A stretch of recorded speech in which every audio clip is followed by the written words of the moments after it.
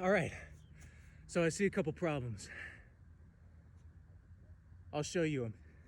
First of all, just on exterior impressions, I know it's not clean, but I'm just talking about the canvas here.